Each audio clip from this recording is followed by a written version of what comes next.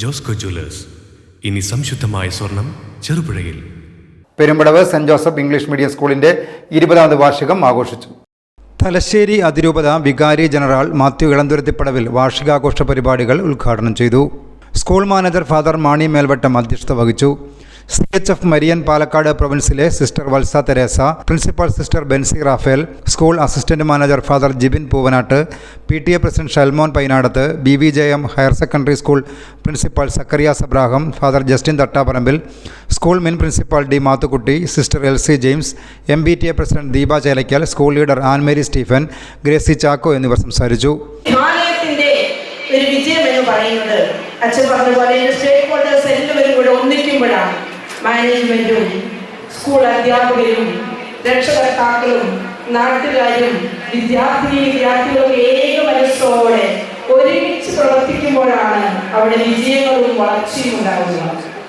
ഒരു വിദ്യാഭ്യാസത്തിന്റെ ആത്യന്തിക ലക്ഷ്യം ഒരു വിദ്യാർത്ഥിയുടെ സർവതോന്മുഖമായ വളർച്ചയാണല്ലോ എന്ന് പറഞ്ഞാൽ അത് ഭൗതികവും ബുദ്ധിപരവും മാനസികവും ആധ്യാത്മികവുമായ മൊത്തമായ വളർച്ച.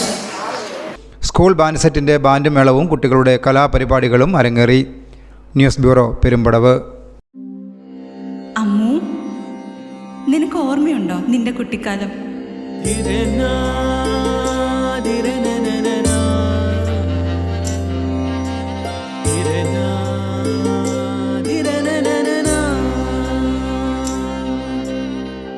നിന്റെ കളിയും ചിരിയും കുസൃതിയും, പിന്നെ നിന്റെ ആ കുട്ടിച്ചോദ്യവും.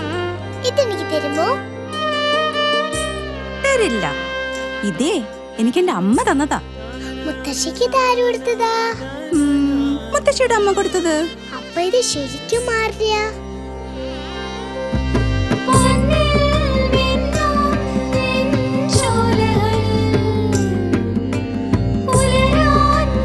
ഇതെനിക്ക് തരുവോ?